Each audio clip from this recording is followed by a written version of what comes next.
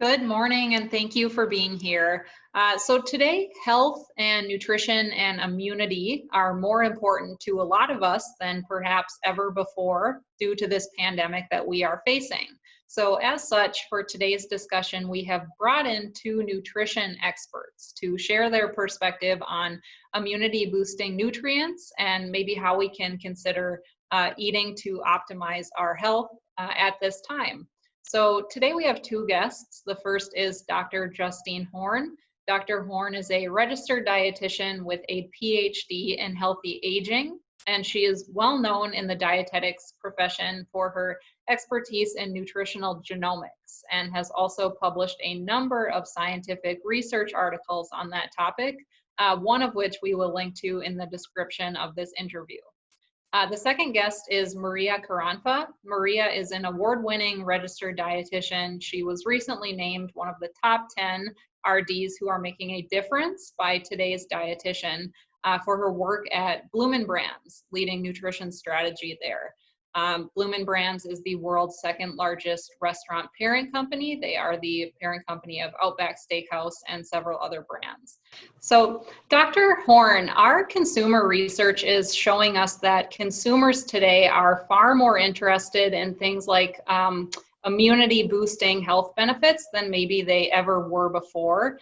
And sort of on that same topic, this whole idea of food as medicine is something we're hearing more about, and we know it's sort of gaining traction in consumers' minds. So could you share with us what you think about the notion of food as medicine and if food can help us prevent or treat certain diseases? Sure. So, yeah, food as medicine is a popular term, but it is a little bit controversial. So, maybe start with the controversies. I think that food can be medicine, but it does not replace medicine. So, we should be aware that, typically food is not going to work as quickly as medicine in preventing and treating disease. So, in that sense, food is actually quite different than medicine. Nutrition is not a magic pill. It usually has an effect more over the long term, and we know that making long-term dietary changes for a lot of people can actually be really difficult. But we can't deny that nutrition plays a critical role in our health and our well-being, and that's going to include an effect on underlying conditions that might worsen the effect of COVID. So we know that food can help treat and prevent disease, and sometimes that's in combination with medicine. In some cases, we actually know quite a bit about the role of nutrition for treating and preventing disease and, in a sense, using food as medicine. So examples might be a gluten-free diet for individuals with celiac disease, or the role that carbohydrates play for diabetes management. But while the role of nutrition in prevention and treatment of disease is really well known in some cases, in others, it's just not that well understood. So the reason for this is that, nutrition research is quite complex. So first, you have to accurately track a large group of people's food consumption, and, that in itself is going to be really challenging. Then on top of that, you have to accurately measure, different outcomes that are of interest. And you have to design a study that oftentimes in nutrition is not feasible or not ethical. So, this gold standard research method of a randomized controlled trial where you randomly assign one group of people to consume a certain dietary intervention and another group of people to consume a different dietary intervention. In nutrition, that's not always possible, and sometimes it's unethical. And also takes a lot of time to conduct this type of research. So for a condition as new as the novel coronavirus, with the name novel in its name, we just haven't had enough time to research the nutrition effects on this virus yet. But could nutrition help to manage some of those underlying conditions that have been shown to be risk factors for COVID and how sick people get with COVID?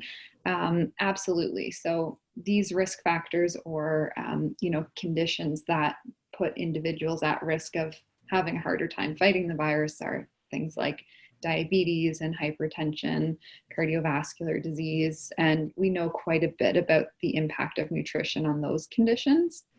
But the direct impact of food intake and nutrition status on the coronavirus specifically, it's pretty unknown at this point. Yes, that makes sense. Thank you. It's a pretty new thing in our world, so I understand that. Maria, would you agree? Do you think food shows promise as medicine in some cases as well? Yeah, food definitely shows promise as medicine in some cases. So I think it's important to note that the underlying health conditions such as heart disease, high blood pressure, diabetes, and obesity affect 45% of Americans. So that's almost half of the American population. So if we can use food as medicine to prevent some of these diseases and treat some of these diseases, we're moving in a really good direction for public health. So, for those reasons, I think food as a dietary intervention to, prevention and treatment of disease is a great approach. That's awesome. Well, Dr. Horne, some nutrients we hear about maybe more than others related to immunity particularly. So vitamin C for a long time has been understood to have sort of immune boosting benefits. And lately we're hearing more about vitamin D showing promise as well. So could you share with us your thoughts on what nutrients sort of play a role in our immunity that we might want to think about incorporating in our diets, and maybe if they have any implications with respiratory illnesses as well? Sure. So yeah, poor nutrition can certainly affect the body's immune response. And vitamin C and vitamin D were two good examples that you gave. So with vitamin C, there are studies showing that a diet that's deficient in vitamin C reduces the body's immune response. Other studies are demonstrating that vitamin C deficiency is linked to susceptibility to severe respiratory infections. So in that case, we have a little bit of a double whammy with the coronavirus, given the impact on both immunity and respiratory infection. In individuals who have low intakes of dietary vitamin C, increasing dietary vitamin C has been shown to decrease the duration and the severity of respiratory tract infections. And it's not difficult to get adequate vitamin C from the diet. So most people actually are not deficient and they don't need to supplement. If you're eating even a small amount of fruit and vegetables every day, chances are you're not going to be deficient. So we often think of, an orange when we think of vitamin C, and that's certainly a great source, but you actually get vitamin C from, almost every fruit and vegetable that you consume. So I like the example of red and yellow peppers. If you have half a cup of red and yellow peppers, which is a fairly small amount, that's going to contain more than enough vitamin C to meet your entire day's needs. So it's quite a robust source, and that one's really quite easy to get through our diet. So it's a good example. Vitamin D is the other that you mentioned.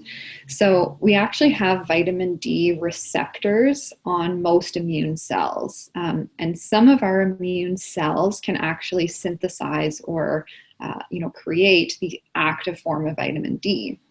So the full physiological process is really quite complicated, and I'm not going to go into that in detail, but essentially vitamin D has demonstrated effects on many different cellular components of immunity. So there was a study done out of the UK in around 7,000 adults, and they found that lower circulating vitamin D levels were associated with a higher risk of respiratory tract infections. And the findings of that study have been replicated in Americans as well, a huge study in over 18,000 American adults. And they found that people who had low serum vitamin D were more likely to have had a recent upper respiratory tract infection. And if we give people vitamin D supplementation, those studies are showing that it reduces the risk of respiratory tract infections. So in this case, vitamin D is a little bit more challenging to get from different food sources. So sometimes we do recommend supplementation here. Milk and fish are good ways to get it through your diet, especially certain types of salmon. Those will be great food sources. And there's a lot of other nutrients that have been shown to have different immune-related physiological effects. Vitamin A is another one. Deficiency in vitamin A we see predisposes people to respiratory tract infections. So good food sources here are those orange and leafy green vegetables, things like carrots, sweet potato, kale, spinach, butternut squash. Those are all really great sources of vitamin A. And other nutrients, the B vitamins, folate is one of them. So fortunately, our flour is fortified with folate. So I guess in some ways it's good that everyone's doing so much baking. Yes. Other B vitamins, B12, B6, vitamin E, and then we have zinc, copper, selenium, and iron. Those are all also, these immune-related nutrients. So again, it's possible that these nutrients could play a role in protecting us against COVID-19, or at least, helping us to fight it off and minimize our symptoms if we do get sick. But because we haven't had enough time to do that research and know, what are the specific effects of these nutrients on this virus specifically, we don't really have a clear-cut answer to this. But consuming more fruits and veggies, getting enough vitamin D, having those orange and leafy green vegetables daily, that's good for our overall health as well. So even though we might not know the effect on coronavirus, there's some potential, and it's healthy anyways, so we may as well do it. That's great. Similar to your baking example, we find in our data that people are eating more fish these days too. So I suppose that's a good thing with the vitamin D content of fish. Yeah, absolutely. Yeah. So Maria, we heard a lot of food examples there. Do you have anything to add about good food sources of any of these immune boosting nutrients? Yeah, I think the great thing about these foods is they are pretty readily accessible. So they're not anything, unique and, to be sourced from different places. Bell peppers, strawberries, pineapple, broccoli, those are all, excellent sources of vitamin C. Those are all, can be found in the grocery store in, fresh and frozen varieties too. Vitamin D, some can be hard to, get with dietary sources. Right now many people are still inside and don't have that sunlight exposure, and we wear sunscreen when we're outside. To protect us from other diseases. So supplementation, is important for vitamin D. And then, with vitamin A, like those orange foods are, great sources of vitamin A. That's awesome. It's making me hungry a little bit. So Dr. Horne, at Datassential, we talk about something we call the great ages of healthy, sort of how consumer perceptions of healthy eating have evolved over time. And if we look back to, say, the 1980s, people were looking for low fat and low calorie foods, and that's sort of shifted in recent years to this search for functional foods, and then recently for personalized nutrition. So can you share with us your thoughts on this notion of personalized nutrition? Like when we think about these immune boosting nutrients, do we all need the same levels of them, or are there specific ways that our genes impact our nutritional needs?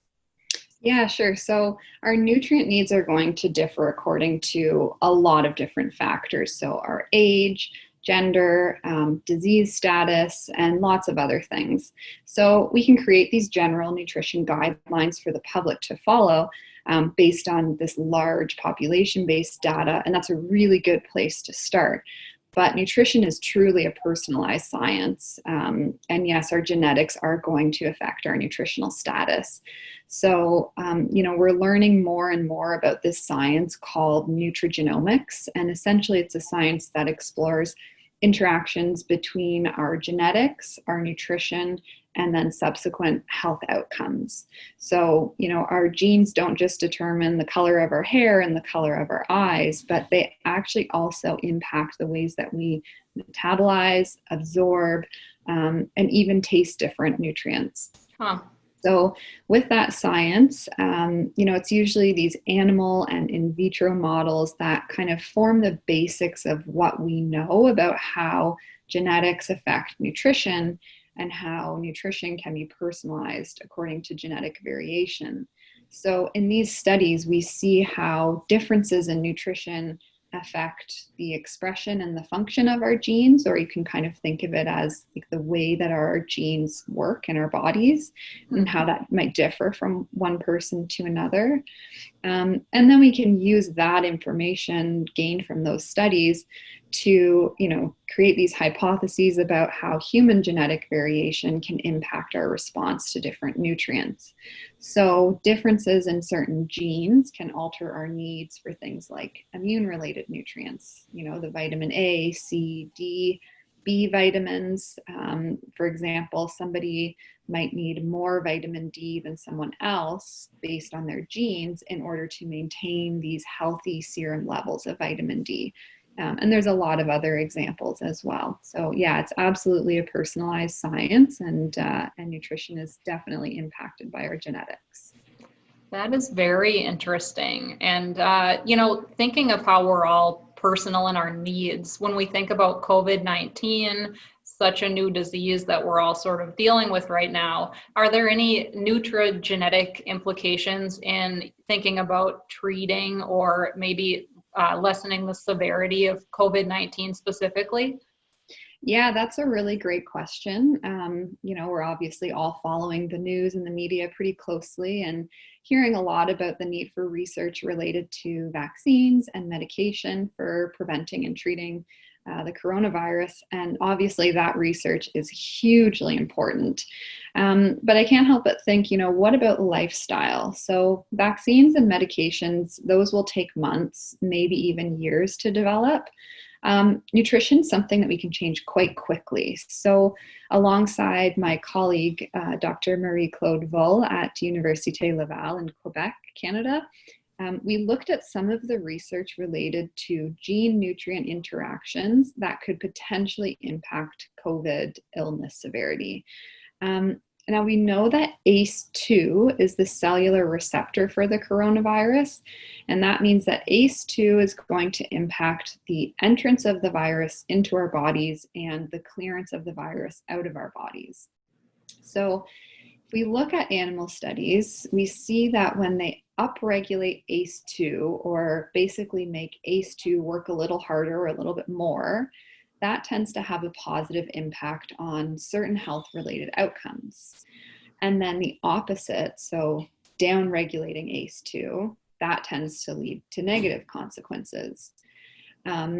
If we knock out or kind of inactivate ACE2 in mice that are infected with a coronavirus, we see that they experience more severe lung injury and also acute respiratory distress syndrome.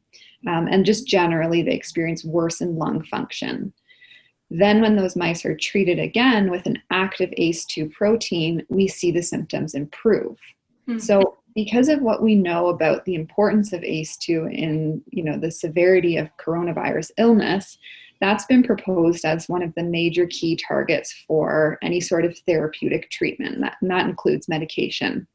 But we're looking at this from a nutrition perspective. So we looked at how diet might impact ACE2 gene expression, because remember, there's this interaction between what we eat and the way that our genes work. So we found that there were a lot of animal and in vitro studies, again, not so much human research at this point, but these studies are showing that dietary fat and dietary resveratrol influences ACE2 activity. So resveratrol, if you're not aware, is found in things like berry fruits, red wine, dark chocolate, and grapes. Those are some good examples. So specifically, when the animals were fed diets low in fat and high in resveratrol, that tended to upregulate ACE2 activity, or make ACE2 work harder, and having that protective effect on different health outcomes. So that suggests that potentially in humans, coronavirus illness severity might be influenced by dietary fat and resveratrol intake. And perhaps the degree of influence is going to depend on ACE2 genetic variation. So individuals with certain high-risk genetic variants in the ACE2 gene they might experience a particular benefit from following, this lower fat dietary pattern that's high in resveratrol in order to try to reduce the illness severity of coronaviruses. Now, obviously, humans are a lot different than animals. So at this point, we're just suggesting that it's biologically possible for that gene-nutrient interaction to exist. But interestingly, there have been studies demonstrating that there's genetic variants in ACE2 that we see are more prevalent in individuals with conditions like type 2 diabetes and hypertension, which, those are the conditions where we're seeing a worsened or more severe effect of the coronavirus. So, in that way, it kind of makes sense as well that these dietary patterns might help people with these more high-risk genetic variants of ACE2. So, we need that human research to either confirm or refute our hypothesis or what we're thinking.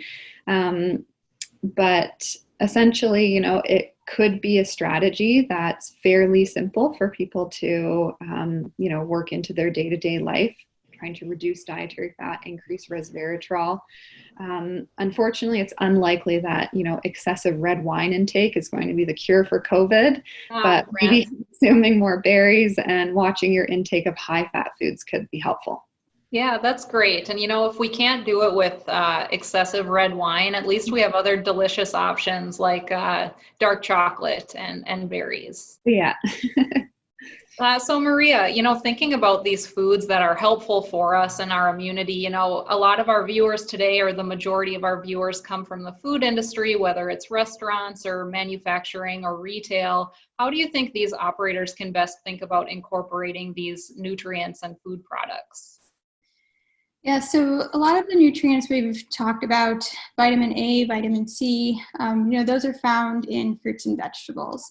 So prioritizing those fruits and vegetables or plants, prioritizing plants on the menu will be very helpful.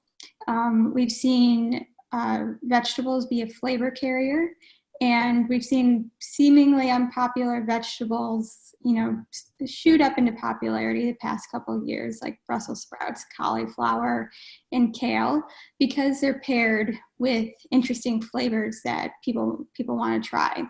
And oftentimes it's kind of the balance of a unique flavor with, a familiar component there. And, vegetables can carry those flavors well.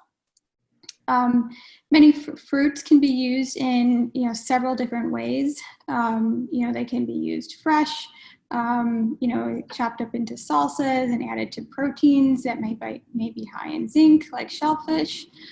They could be pureed into sauces and smoothies, added to salads, both hot and served hot and cold. So I think the possibilities for fruits and vegetables from an innovative standpoint is endless. And, restaurants with their unique culinary talent in their kitchens are in a great place to be able to expose people to new flavor combinations for fruits and vegetables. A couple other ways to incorporate fruits and vegetables into menus, family meals have become really important now, especially, out of necessity. And many people say that they want to, or they do eat healthier at home than when they go out into the restaurant. So now they are eating more people may be eating more restaurant foods at home. How does that change, what a consumer wants from a restaurant? They may want more fruits and vegetables than they have been consuming, at that restaurant, prior to, stay-at-home orders and things like that. So, with family meals, ensuring that, fruits and vegetables are a component to those, either as side dishes or, as accompaniments. Even if it's, a pizza family meal, having a salad be part of that promotion and deal can round out that meal. And an approach that's often taken on kids' menus is to make sure, a fruit or vegetable side dish is an option for an entree or a sandwich. And, this can be just a real easy way for restaurants to incorporate that same approach to, their other menus or adult menus. So to give, consumers a choice of typically, an indulgent side and, a healthier side, and nudge them in that, direction of healthier. That's awesome. Well, I just thought of a question I'd like to pose to both of you to wrap the interview up today. So thinking of the immune boosting foods, are there any that you personally have found yourself consuming more or cooking with since we've been sheltered in place? Maria, I'll start with you. Well, I'll talk about the ingredient that I've been using this week the most, which is pineapple. So I put pineapple in a chopped salad last night and used the pineapple juice to make a red wine pineapple vinaigrette. We're feeling a bit indulgent, and I made a BLT, but instead of tomato, I substituted pineapple. And I made a pineapple fried rice dish too. So that's been it's been really fun to cook and create with healthy foods. That's super creative, and pineapple's high in vitamin C, I think, right? Yeah. Yeah. Dr. Horne, how about you? Have you been cooking any new fruits or vegetables or with any new immune boosting ingredients? Yeah, good question. So I would say for me, it's more new fruits that I've incorporated into my diet, especially since doing, this research looking at resveratrol and dietary fat intake. I've incorporated a lot more berries into my day-to-day diet. And then I've also been really into frozen mango lately. So if you let it thaw out, it's actually a really nice dessert to have. It's pretty sweet, and we're finally getting warm weather up here in Canada. So you start to crave those, kind of cold, refreshing fruits. So that's what I've been doing.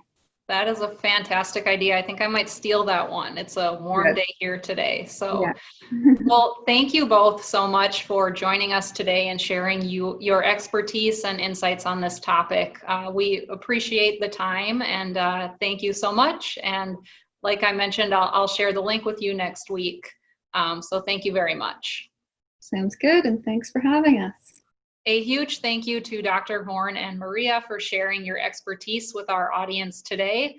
We hope you have found this interview insightful, and we are wishing everyone a delicious and nutritious rest of your day. Thank you.